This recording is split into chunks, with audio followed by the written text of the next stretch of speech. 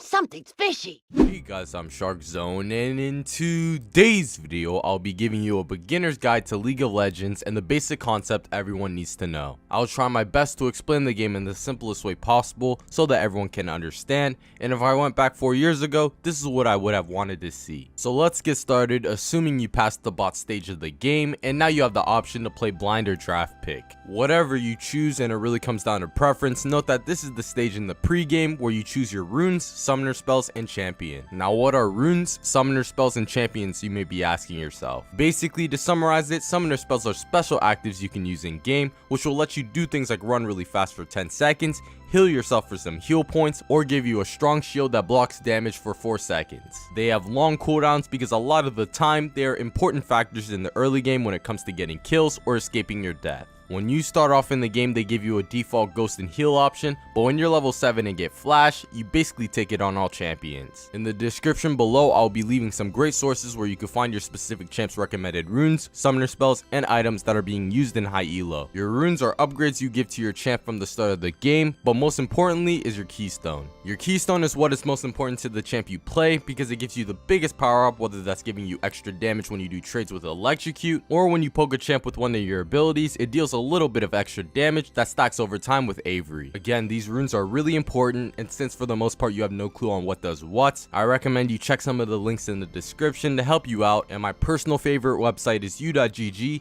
because it lets you know what runes and items are being played in certain ranks. So now that we're past champ select and you're in your loading game screen before the game starts, this screen right here is going to be a little bit important because all you can really do is check how many mastery points each player has on their champion. You can get more of an accurate description of players on the website op.gg under the tab live game, but overall this will give you a rough estimate of how experienced the enemy in your team are with their champions they are playing. So when you enter game, the first thing that happens is everyone starts buying items. The button to buy items is P, and remember you can only buy items at your base, which is what took me so long to learn and understand. You have to be at your fountain to buy items, and whenever you step out, the only thing you can do is check everyone else's items, which is really useful to know how much power the enemy has over you. Most of the time you will buy your regular recommended starting items you see at shop and go through the normal recommended build path, but many times there are exceptions and preferences you will find out, and you learning them really comes down to you playing the game more and understanding what everything does. I know all I've said about the game is really stressing, and trust me when I say the better you are at the game, the more fun it is, and some may even say addicting. Majority of the game's fun comes from you stomping your opponent with the amount of knowledge you know about the game and you outplaying them with your mechanics. The first time when you were able to win laning phase or solo carry the game, that's when the feeling of satisfaction runs through your brain and you want to do it again and again. So your abilities are Q, W, E, R, and the skill max order again depends on the champion. Most of the time for a lot of champs you max Q first and R whenever you can. Your R is your most powerful ability and it is key you use it properly so that way you can gain a lead whenever it's up. Your R always has the highest cooldown compared to your other abilities because of how much impact it has from either its damage or how it's able to do something special,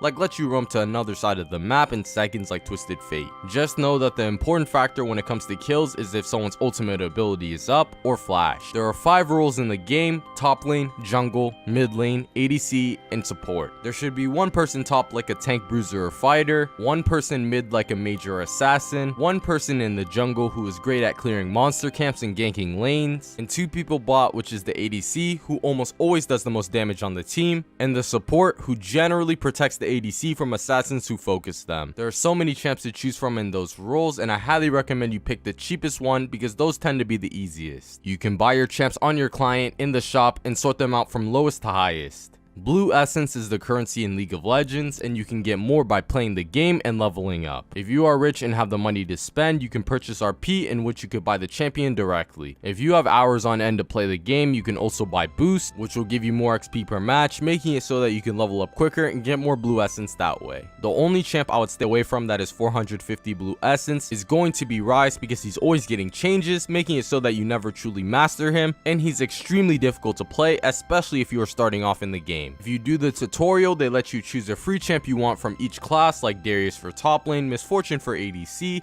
Ahri for mid lane, which are all great picks if you are starting off playing this game. I recommend you go through the tutorial to get a simple foundation of what the game is and play some games of bots. So when you are in the laning phase, for the most part until you hit level 3, you are both trying your best to farm minions. Remember that this isn't team deathmatch, so focusing on kills won't win you the game. It's instead to focus the objective called the Nexus. The Nexus is in front of your fountain and basically is the brain to your team, and once the enemy destroys it, all of you lose. Roughly 15 minion kills equals 1 champion kill, which will hopefully give you the incentive to actually try to farm. When I first started playing League of Legends, my minion count by the 10-minute mark was around 12, but in reality I should have been going for 90 to 100. Getting minions and kills are so that way you can buy more items at the shop, and with the items they will give you more power over the enemy team to take all objectives possible. When it comes to tower, you never want to take it without minions under it first, because the tower shots will focus you and kill you quickly. If ahead, try killing the enemy in lane, then pushing the minions under tower and taking it. Let's quickly cover over vision wards and what they are able to do. The number 4 key on your keyboard is what places warding trinkets, which will give you vision over the spot you place it in for 120 seconds. Most of the time you want to place them where you think the enemy jungler might gank, so that way you can run away and avoid dying. Your mini map is where you can see all parts of the map and what's going on, and it is on the bottom right of your screen, and in the settings there's an option to make it on the bottom left if you prefer that. The only way to see in places like bushes and where there's tunnel vision is going to be by warding it. You don't have an infinite amount of wards, so use them wisely. I highly recommend purchasing a vision ward, which gives you permanent vision. The vision ward you can buy at your shop for 75 gold, can also show where the enemy wards are in a small radius, which is best placed in the Baron or Drag Pit. Now that we're talking about objectives, Dragon Baron both give your whole team power-ups, but first let's talk about Dragon. When it comes to Drag, there's Cloud Drake, Infernal Drake, Mountain Drake, Ocean Drake, and Elder Drake. Cloud Drake gives your whole team movement speed when you're out of combat. Infernal Drake gives your team raw ability power and attack damage. Ocean Drake gives your team health and mana regen when out of combat. Mountain Drake gives your team true damage to turrets and objectives like Baron. And finally, Elder Drake spawns later on into the game and gives your whole team a burn after every ability they use or attack. If you are able to get Elder Dragon or Baron late game, it's a whole game changer because it gives you a power up that the enemy literally can't stop.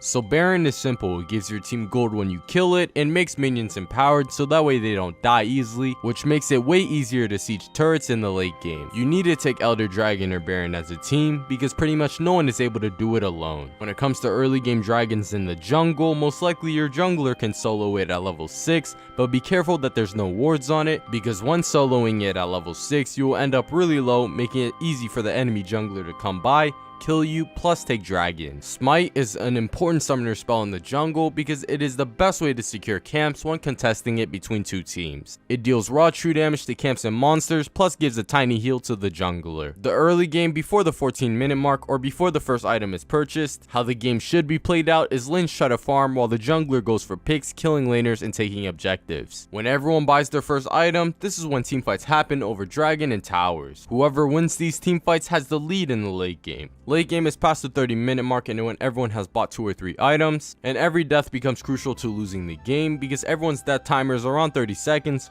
which is enough time for the enemy to take Baron, Inhibitor, or end the game. Inhibitors are behind your tier 3 tower, and when they are destroyed, it makes super minions spawn, which crashes whichever lane the inhibitor was destroyed in. Most of the time when you take inhibitor, your next plan should be to take Baron, knowing that whenever they come to you, the minions will start to crash in their base. When a team fight happens, try your best to do your job as your champ, whether that's to assassinate the ADC if you are playing assassin, poke their backline or important target if you are a mage, or peel assassins from your ADC if you are support. Let's quickly run down what to do when you're playing with a toxic player. You have to click the mute button if all they are doing is flaming in chat. If they are trolling in-game, either intentionally feeding or griefing, try your best to ignore it and also report them at the end of the game in the post lobby screen. If you really want to get them banned or try your best to, go to Riot's support team on their website so that someone can personally review the game. Remember that you will only be playing with these players once, so is it really worth it to argue over something that's pointless? Quickly, in the settings area, in the chat and friends section, you are able to not enable the language filter, making not so nice words